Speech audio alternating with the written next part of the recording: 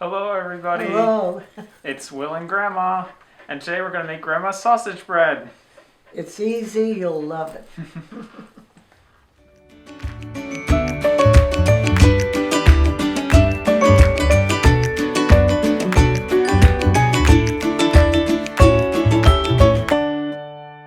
For the entire typed out recipe and ingredients, check the description of the video below.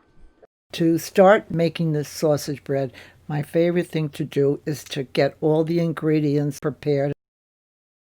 Cut the mozzarella in 1/4-inch pieces and then cut it in 4s. To prepare the Cubanelle pepper, or Italian frying peppers, whichever you call them, I like to cut off the head, open them up, and take out all the seeds.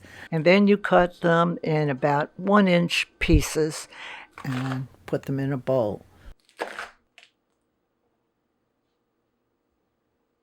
We are going to tackle now the onion.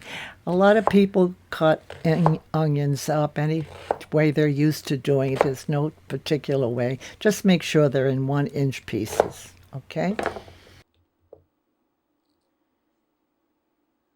Now we come to the important part, adding the sausage, because it's sausage bread. As you can see, William is chopping the sausage meat up first, but I add all the ingredients, the peppers, the onions with the sausage, and do them all, mix them all up together till they're all thoroughly mixed. Then you let it simmer slowly so that the sausage turns brown and you see the onion and pepper starting to get soft. I'd say it takes about 10 to 15 minutes.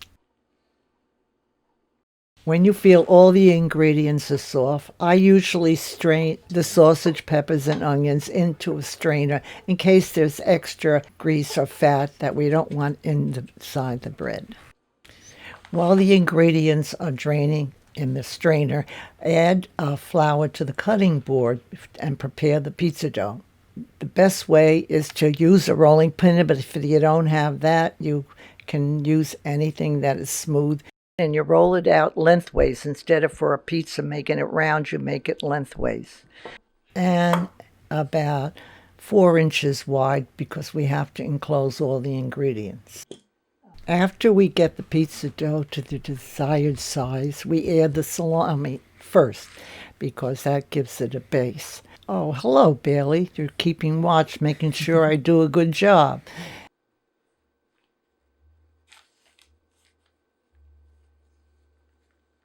Okay, after we do the salami, we now add the Swiss cheese to cover all the pieces of salami. After we finish adding the Swiss cheese, we get the mixture that we've had in the strainer and we add it from top to bottom. Bailey, I'm not dropping any salami. Look at him licking his lips. And once you have that, you take the little pieces of mozzarella, which we've cut up into tiny pieces. If you add too much mozzarella, it gets soft and seeps out, and it's hard to close the back. He's begging for cheese.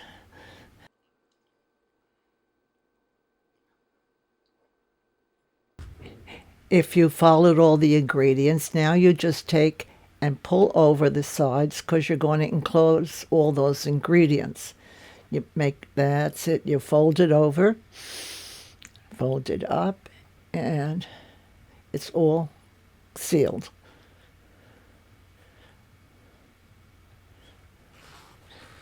The hard part comes now when you have to turn it over into the cookie sheet.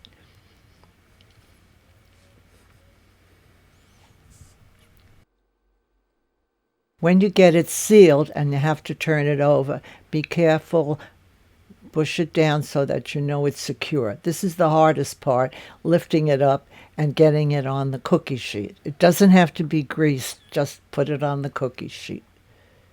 There.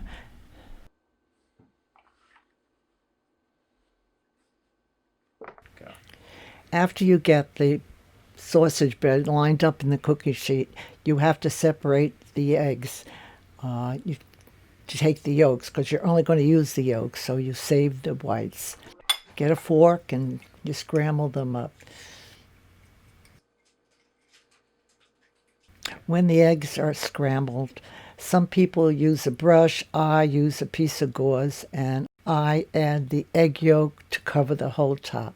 This will give it the brownness it needs in the 350-degree oven that's been heating for a while.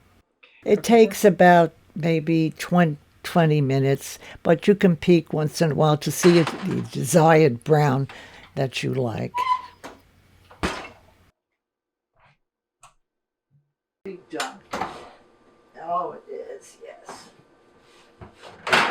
Oh, look at that. Isn't that beautiful?